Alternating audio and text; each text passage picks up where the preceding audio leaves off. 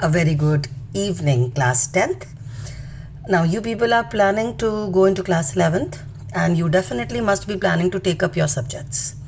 And the school people would be asking you to fill up forms for your subject choices. So, this is my second video where I am going to inform you about the second choice of subjects, that is commerce.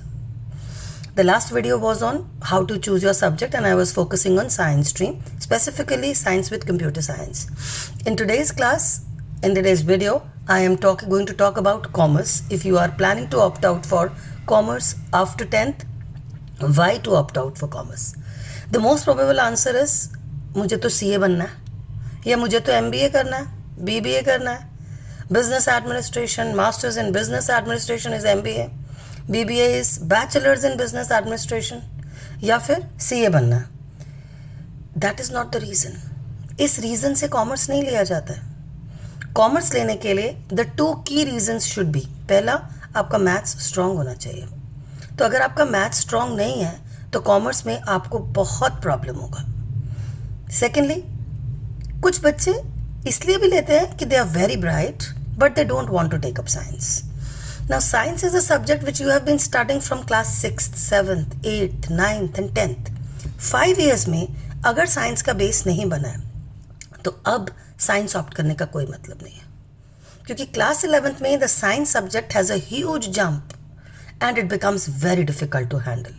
Specifically chemistry, physics, biology, they become too large a subject to handle. So, अगर आपका base, if it's not strong from 6th to 10th, then please do not opt for science. Try to think about commerce. Commerce has a lot of advantages. पहला advantage, it's a new subject. So, you start building on the subject from class 11th. You are mature. You can handle the subjects well. So, these are new subjects and you can really do well in these subjects. Of course, you should be smart at numbers. Mental maths strong होना चाहिए. Addition, subtraction, division, multiplication on your finger tips वाले अगर आप हो, if you are that fast in maths, then it is ideal for you. So the subjects that you have in commerce के लिए subjects कौन से होते हैं? English. English is common for all the streams in class 11th. Mathematics. Mathematics is slightly tough. According to commerce students, they consider mathematics to be tough. But science students consider mathematics to be easy. It's the same maths. Science वालों को easy लगता है और commerce वालों को मुश्किल. इसका क्या मतलब हुआ? Science वालों के subjects maths से ज़्यादा मुश्किल हैं, while commerce वालों के subjects maths से easy हैं. So it's easier to handle commerce. Coming to the third subject is accounts. Now accounts में mental maths चाहिए होता है.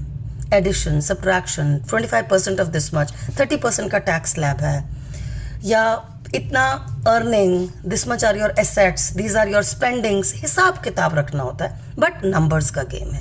You have to be strong at numbers. The next subject is economics. Economics के दो parts होते हैं. एक theoretical which is generally about Indian economy या world economy, and second is stats. Stats is again maths.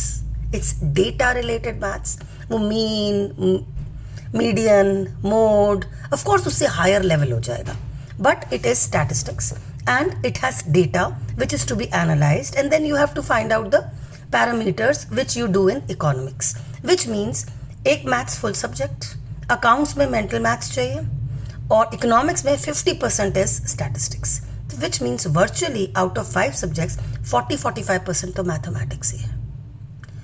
The next subject is business studies. Business studies थोड़ा theoretical subject है because it has the rules or how to handle terms of business. There are case studies कि ऐसा business में हो गया तब क्या, कौन सी rules and regulations वाला है, तो that requires a lot of learning. So that is one part where you require a lot of learning. So your subjects become English, Maths, Accounts, Economics, Business Studies.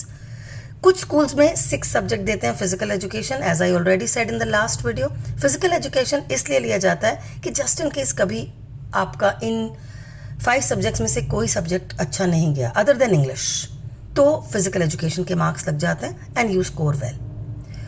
Also एक और बात, पहले क्या होता था, कॉमर्स स्टूडेंट्स को सिर्फ CBSE पे फोकस करना होता था.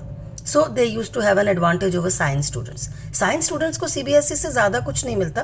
दे have to crack an entrance to go in to their bachelors degrees. But commerce वालों के लिए कॉलेजेस था, BCom pass, BCom honours, economics, so on so forth. But nowadays all colleges have entrance. Specifically Delhi colleges में तो entrance ही है, which means कि अगर entrance ही है तो आपका सब्जेक्ट स्ट्रॉन्ग होना बहुत ज़रूरी है. विच मीन्स अब अगर आपको बेटा कॉमर्स लेना है तो सी टू इट कि आप अपने मैथ्स को पॉलिश कर लो. मैथ्स अगर अच्छा नहीं है तो कॉमर्स अच्छा नहीं होगा. Okay, so I would be posting my next video also. एक और इम्पॉर्टेंट बात, एवरी कॉमर्स पर्सन सेज मुझे सीए बनना है, और सीए में ना बेटा एंट्री लेना is very easy. It's coming out of the CA which is difficult. उसके पेपर्स बहुत टाइम क्लियर नहीं होते. द रिजल्ट परसेंटेज शायद 2% है, which means you have to be really really good. Only then will you achieve that the top most level of commerce students is CA. और उसको बनने के लिए you have to be really good because it is entrance based. As I said, entrance में CA शुरू करना बहुत आसान है, ख़त्म करना मुश्किल है. सारे एग्जाम्स क्लियर करने टफ है. एक भी एग्ज़ाम खराब हुआ तो पूरा सेट ऑफ सब्जेक्ट्स दोबारा देना पड़ता है. So think before you act, take a proper decision. जो सब्जेक्ट आप पढ़ सकते हो वही सब्जेक्ट लेना. Please don't talk to others कि आप क्या बनोगे. बन तो बेटा आप जाओगे. अगर आप बहुत अच्छा करोगे सब्जेक्ट में तो आप बहुत अच्छा कुछ बन जाओगे. It is the time of excellence. Subject अच्छा होना ज़रूरी नहीं है, आपका अच्छा होना ज़रूरी है. आपका बहुत अच्छा होना ज़रूरी है for you to have a very good life. Okay, wishing you all the best in your future. Please think before you opt your subjects as you go from class 10th to class 11th. Fine? Please keep watching my channel. Bless you loads. Do well in life. I am a chemistry person, so majority videos are chemistry and practicals. But all the best. Do well. Bye.